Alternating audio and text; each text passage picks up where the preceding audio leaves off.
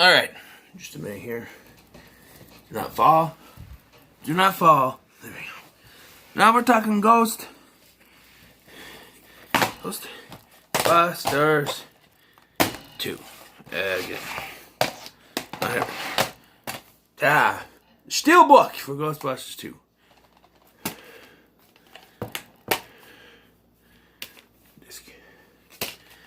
Alright. This takes place, as well as it came out, 5 years after the first one. Now, that also represents a problem, because as I was watching the first one, something popped in my head. Alright?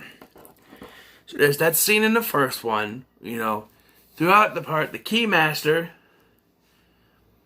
Rick Moranis, or Lewis, Tully, and Gatekeeper, Dana, were trying to get together, right? Clearly, they had sex on top of that roof. That was what they were supposed to do. Yes, the next time they showed them, they were fully clothed. But come on. It's a PG movie. They had sex, okay? Wouldn't it make sense? Now, instead of saying this 5 years, make it a year or a year and a half, even. Will she have an 8-month baby? About a year and a half-ish. Alright, year and a half, 2 years. Maybe 2 years.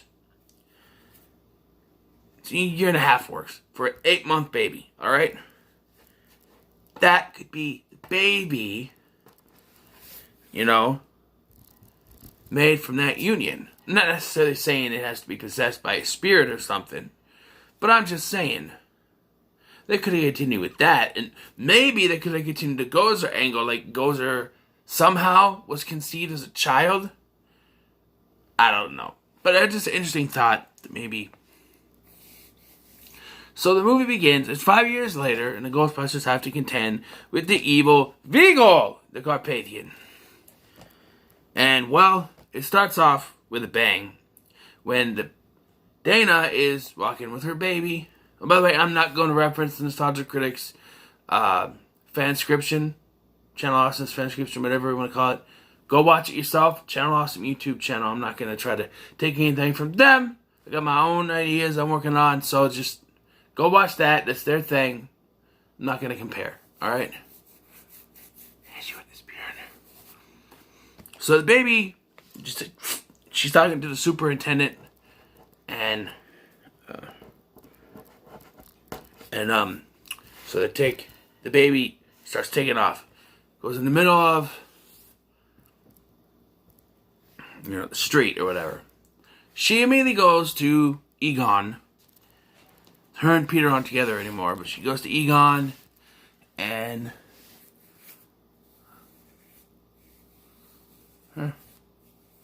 asks for help. The Ghostbusters come to help her, of course. She said that to tell Peter, but Peter wastes his way. Here's the thing I want to talk about, though, because he goes to raise a cult shop. All three of them are in there. And Ray just mentions that they're helping and doing something for an old friend. And all of a sudden, Peter is really invested in finding out who it is. He doesn't know who it is, but he really wants to know who it is. Like he somehow knows that it's her. He goes to the point of grabbing Ray by his ears. And, ow! That does hurt. That does hurt. Ow! Okay, continuing on.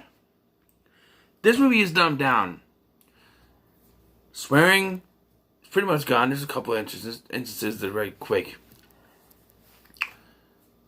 No smoking, except for apparently it's okay for Ray to have a pipe for one scene, and then there's one scene there at the mayor's office, he's holding a cigar, and then when they're sliming inside of, the cigar's not lit, but, and then there's another scene where they're sliming in the inside of Statue of Liberty, and he's got one in his mouth. Beautiful, you know.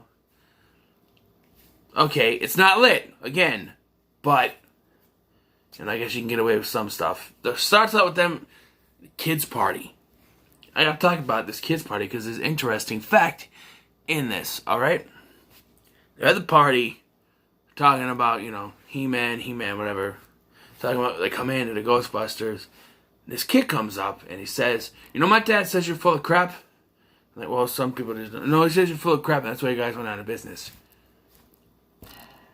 That kid is the son of Ivan Reitman. That's Jason Reitman, the guy who is directing next year's Ghostbusters movie that they're doing. Isn't that? Huh? I mean, come on. Interesting factoid, okay? So now, the next thing I want to talk about is Egon's experiment that he has going on. When Danny goes to see him, he's got this negative and positive reinforcement, or positive experiments. The negative, he's got this couple stuck in a waiting room forever, arguing. He has his assistant go in and tell them if they wouldn't mind waiting for another half hour, just to get them going. And then there's another room where they got a little girl, and they bring in a puppy, and she's also happy and is positive, stuff like that.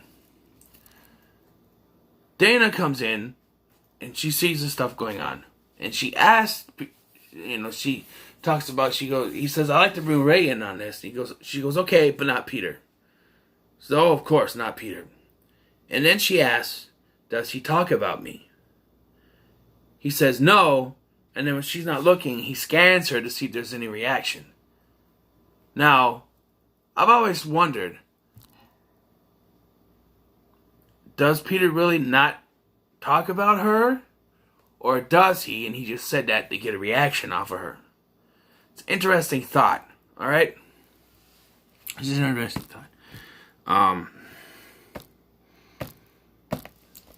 Let's go to the trial, okay? The Ghostbusters, they go to where the pram, or you call it, the stroller, stopped. Now, they use a jackhammer to bust open to get down there. Can't you just prop open the manhole and climb in? I mean, I've seen other movies where you can just go down a manhole. Hell, Jason Takes Manhattan, which took place in New York, at the end, did that. So why can't they just prop open the thing, and go down, That's all they have to do. They just, doing the jackhammer thing is drawing more attention. Had they just gone down, should they have to put warning things around it, but that's neither here nor there. Then they climb down and they'd see it. But no, because from the way it looks like they're doing it, it looks like they're just jackhammering around a manhole cover. So it looks, or a manhole is what it looks like. So why can't they just go down a manhole and do it? It just confuses me. So they get caught.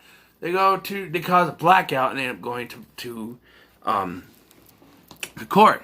And let's talk about this courtroom case, okay? Now, when we get to the courtroom, Louis Tully is their lawyer. Despite the fact that in the first film, he was an accountant.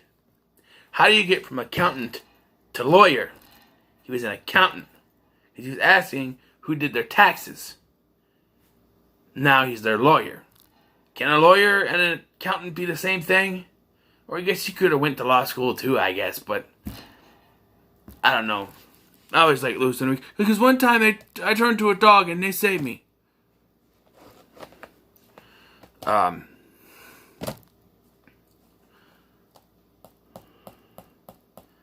So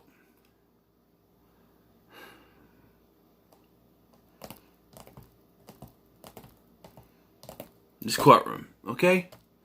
You got Peter, Ray, Egon, are, at the little table there. They're the defendants, or something like that. At least it's their lawyer. But Winston was not put with them for some reason. Now, you may be sitting there thinking, well, he wasn't there. Yes, he wasn't there. So why then in the first one was he taken to jail when he wasn't there when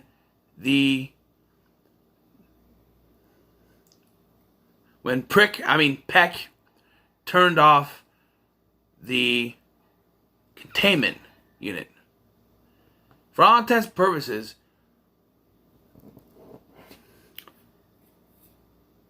Winston and Ray, who just arrived at the scene after it happened, should not have went to jail in the first film. If that was the case, then Winston should have been there with the other three. Should have been, being prosecuted as well. But he wasn't. And there's a whole big problem with Winston in this whole scene because they have the thing of slime, and the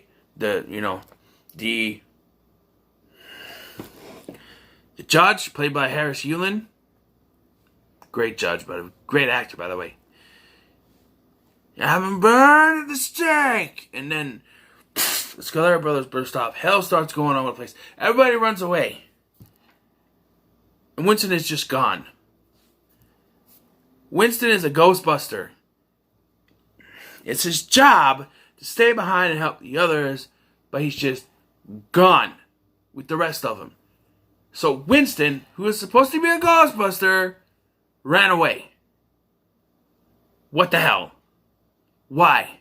I understand you wanted to bring it back to those first original three like the first film. But as I was sort of said in the first one, okay, Winston was introduced in this one. So understand, he was introduced halfway through the first film. So I understand why he wasn't in much of it. But here, he was already a Ghostbuster. He was already a part of the team. He should have been there fighting with them, fighting the ghosts. He shouldn't have ran away. He should have been with them when everything went down, knocking out the power.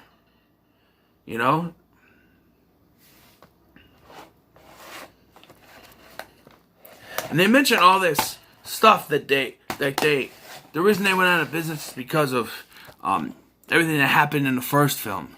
They got sued for everything, even though wasn't their fault. The one man that should have gotten sued for everything that happened in the climax of the first film is one Walter Peck.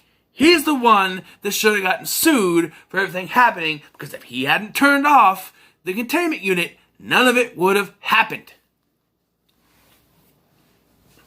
So the fact, I stated my case about that, about Peck in the first one.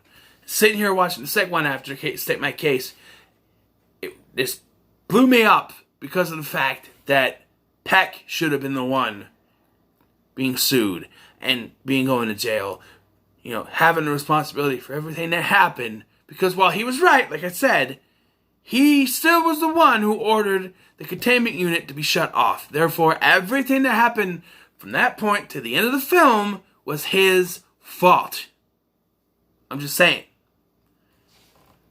But no, the Ghostbusters, of course, take the fall. I know you can say, it's just like Captain America Civil War. Yeah, difference is, in Captain America Civil War, it really was their fault. It wasn't the Ghostbusters' fault here. It was Peck's fault. And he's nowhere to be found in this because, like I said, I assumed that William Atherton was sick of being hated for playing Peck, so he didn't come back. Instead, we have Kurt Fuller playing, I don't remember his name, Peck 2.0. We'll call him that. Because it was obviously this character was supposed to be Peck, but Diet Peck. I don't know. He was supposed to be Peck, but they couldn't get William Atherton to come back. I understand if you're getting hate mail or getting hated on, of course you're not going to want to come back. But then they could have solved that very quickly by having a newspaper or something saying Peck charged with New York incident. That's it. Because it was his fault. I keep repeating myself, I know. If he hadn't ordered them to turn off the containment unit, nothing would have happened. Yeah, something would have happened, but it wouldn't have been like that, okay? Something was going on. But all those ghostesses would have been released. Okay, something would have kicked off eventually. But not... And then they could have blamed it on the Ghostbusters. But blaming it on the Ghostbusters here, it's not true. Okay? It's Peck's fault. Peck.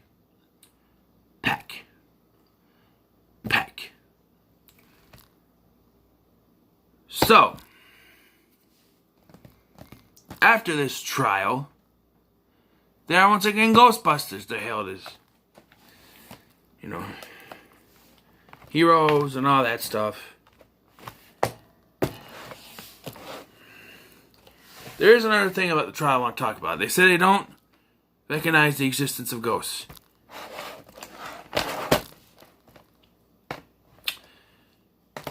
There were, tons of New Yorkers who saw many, many ghosts at the end of the first film. And I'm sure they could talk about, they put something in the water to make us hallucinate. Sure, whatever. But they didn't, I don't remember them saying anything like that. So, I don't know. With irrefutable evidence from the first one, I don't understand why no one believes in ghosts all of a sudden. But there's slime. It reacts to positive and or negative vibes from people. Dance around a toaster to your love is lifting me higher. Stuff like that. Then I move on from Walter Peck stuff. What's this smudge? Is there one here too? There is. Whoever designed these, I guess, wrote there. See it? So, okay, so we get Ghostbusters 2. So, Debbie fell off the roof. No.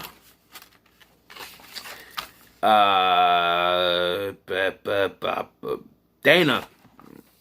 That's what her name is. Dana, not Debbie. She didn't fall off the roof. So, Dana fell off the roof. No. Dana now works at a museum, an art museum, touching up paintings. So, there's Ghostbusters 2 art or pictures. And they bring in a Vigo. Thought there was a picture of Vigo somewhere. It's not even a one note picture of Vigo. It's nothing. Scolari Brothers. Ghostbusters 2.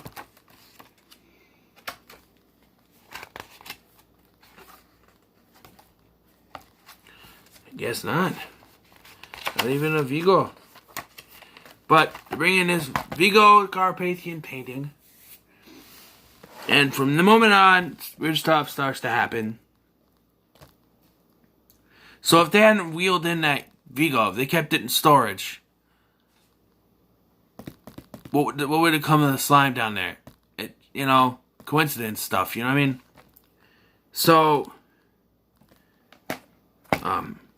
so Dana, she brings it up that she quit the orchestra because she had the baby. But now the baby's older and she's got someone to watch the baby, she wants to go back out.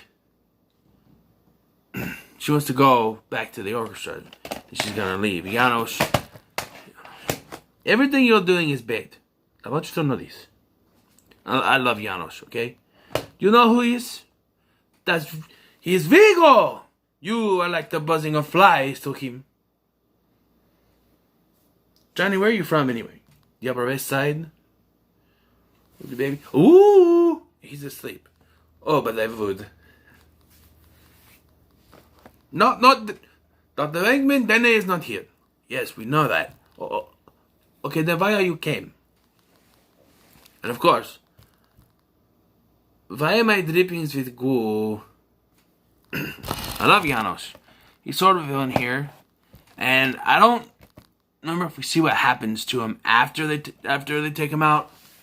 Does he get arrested? Because he I don't know if they can prove it, but he kidnapped the baby, so I don't know. I don't know. So, this whole plan of Vigo is to take the baby and transfer himself into the baby on the midnight of New Year's Eve. Which, by the way, this end of the world stuff was predicted by a psychic on Peter's psychic show, World of the Psychic.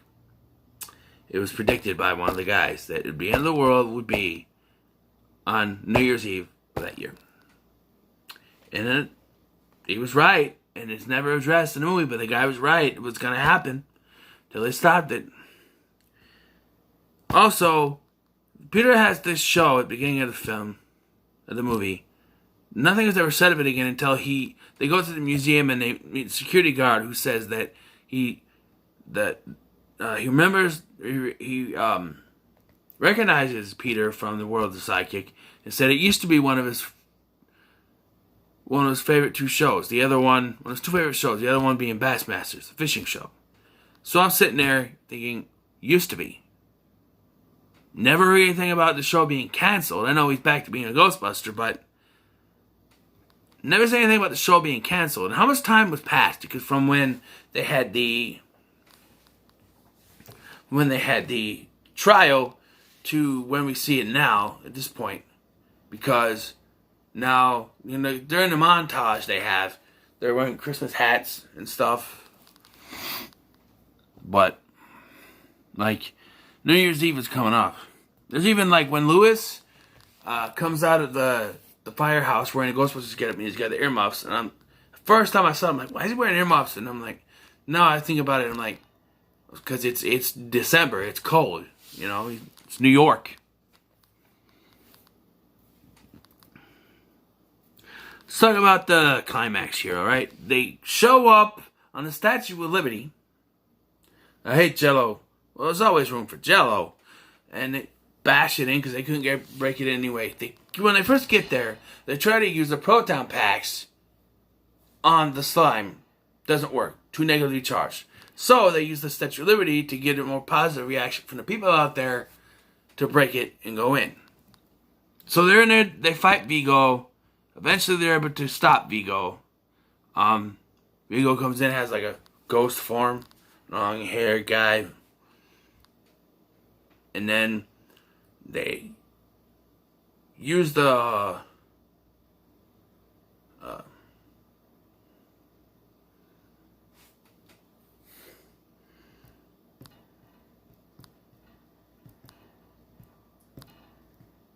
trying to remember how he gets a hold of Ray, because earlier there's a tease where he gets distracted. That's supposed to lead to something else. There's even a part in the montage earlier in the film where he's driving driving out of control, and we just see Peter go. And that was supposed to be later on in the film, but they added it to the montage because they decided not to keep that. But they kept it at the end where he gets possessed by Vigo. But it doesn't lead to anything because they're able to use once people start singing Auld Lang Syne, they're able to get Vigo back into painting, and but Ray becomes enchanted, and it takes over Ray. Then they use the hose and the stuff, and they shove it back in to the painting, and it explodes, right? We're going to go into the video game because I have something to say. I said it while playing the video game, but I'm going to say it again here. Afterwards, both Janos, Ray are positively charged. During this, though, while they're trying to get rid of Vigo, Tully shows up, points the, I said it earlier.